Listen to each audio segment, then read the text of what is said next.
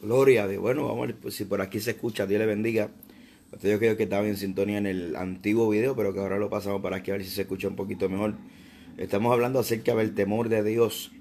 Y quiero tomar algunos minutos, espero ser muy extenso, para reflexionar acerca del temor de Dios y lo que la Biblia dice acerca del temor de Dios.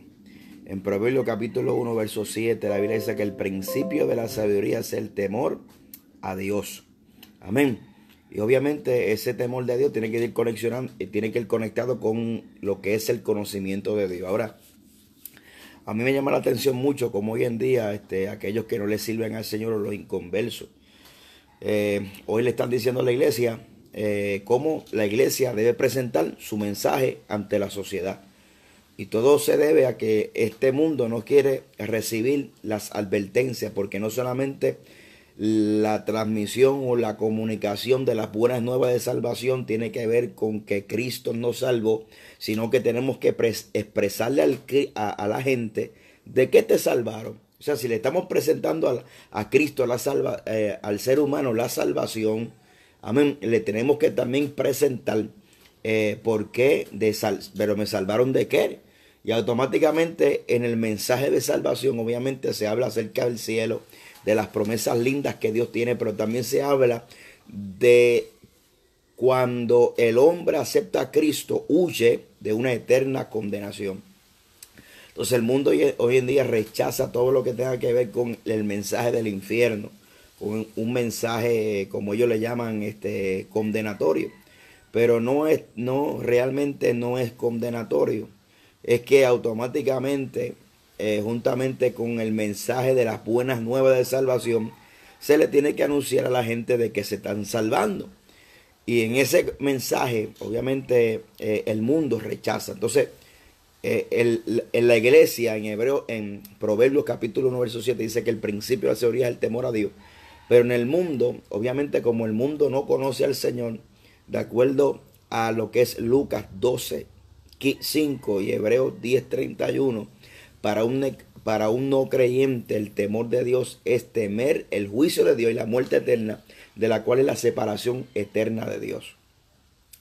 Entonces, ¿por qué el mundo ha perdido el temor de Dios? Número uno, el mundo ha perdido el temor de Dios porque la iglesia ha perdido el temor a Dios. El temor a Dios es el principio de la sabiduría, es el temor a Dios. Ahora, tenemos que aclarar los conceptos rapidito. Primero, una cosa es inteligencia. Inteligencia es conocer la información. Conocimiento es la información retenida. Y sabiduría es la aplicación del conocimiento. O sea, que el temor de Dios no es conocer ni es inteligente. El temor de Dios es la aplicación del conocimiento de Dios. Por tanto, el temor a Dios no es miedo, aunque tiene que ver un poco con eso, porque el temor a Dios es reverencia a Dios. Reverencia y respeto a las cosas del Señor. Ahora, ese temor a Dios en nosotros que conocemos, como la Biblia dice que no temamos a aquel que puede matar el cuerpo, sino que temamos a aquel que luego de muerto puede echar nuestro cuerpo al infierno, ¿no? Entonces, ese conocimiento que nos lleva a entender que hay un cielo, que hay un infierno, que solamente Jesucristo es el camino, la verdad, la vida, y que solamente el guardar sus mandamientos y el obedecer su palabra es el que nos va a llevar por el camino de rectitud hacia la salvación eterna.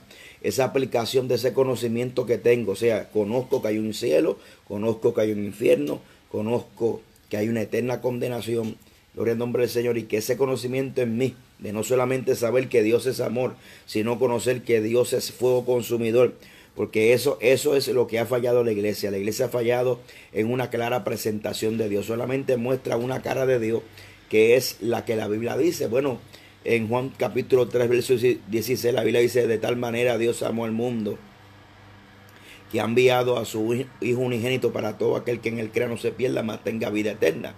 Pero también la Biblia dice que esta es la condenación que ha venido a condenar a los hombres, que no solamente que los hombres, esta es la condenación que ha venido a condenar a los hombres, que los hombres amaron más las tinieblas que la luz, ¿verdad? Y que no quisieron venir a la luz para que sus obras no sean reprendidas. Entonces, ese es el problema, que la gente, por cuanto la gente no quiere venir a la luz que es Cristo, la luz es la palabra, la luz es el conocimiento, para que sus obras no sean reprendidas, la gente ama más las tinieblas que la luz.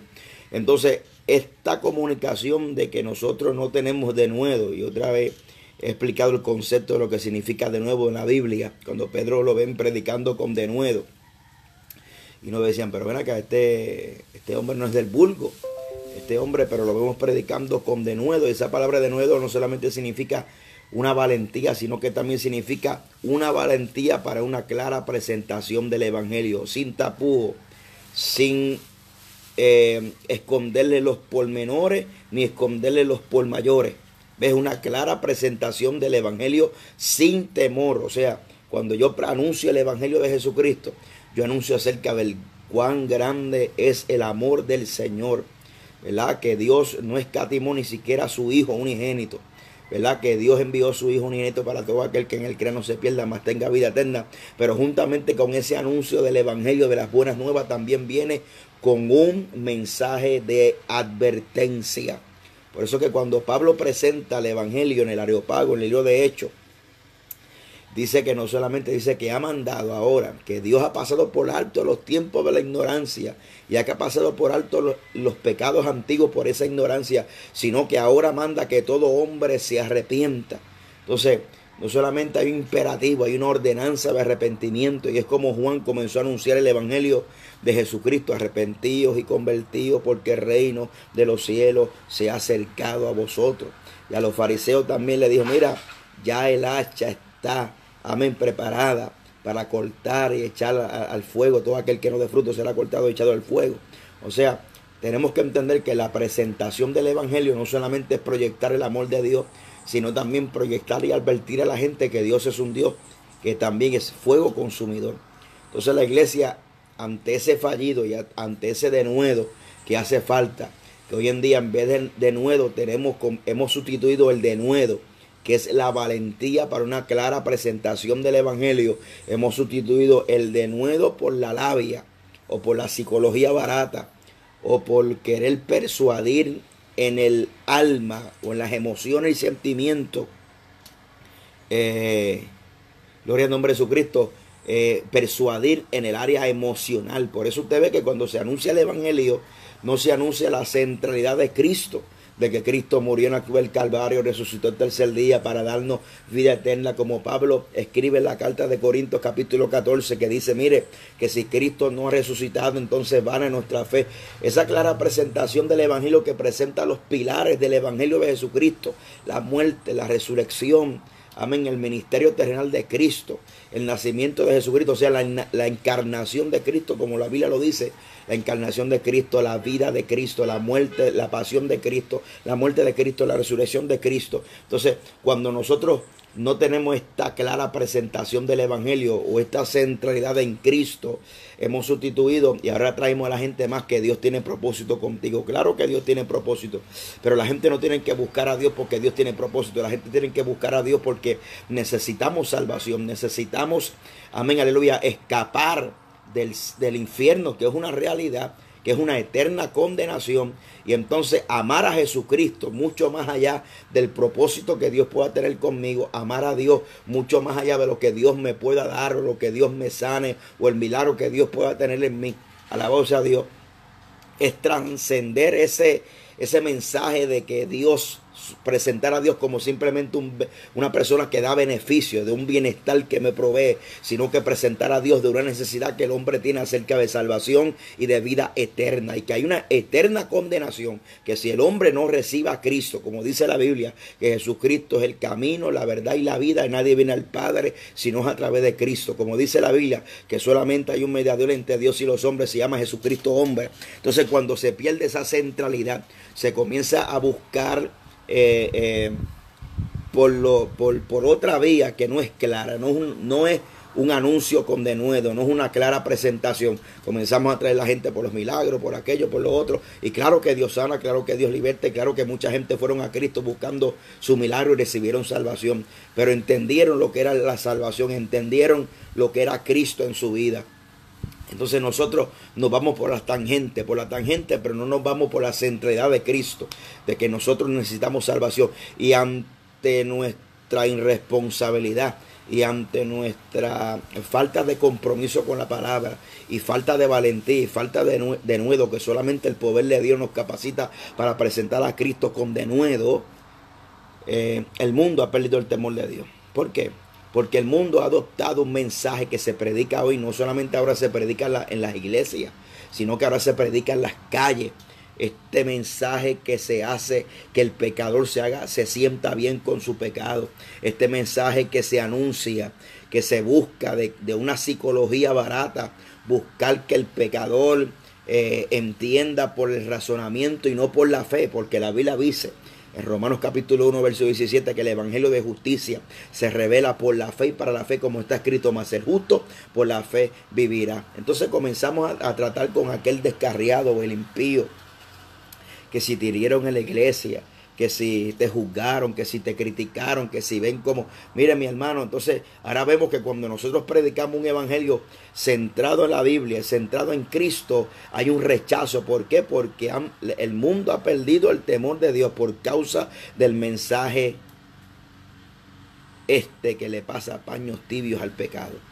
Eso lo hemos visto en esta entrevista o a veces en el mismo mundo secular, cuando se pretende hablar acerca del infierno y no, todo el mundo va para el cielo.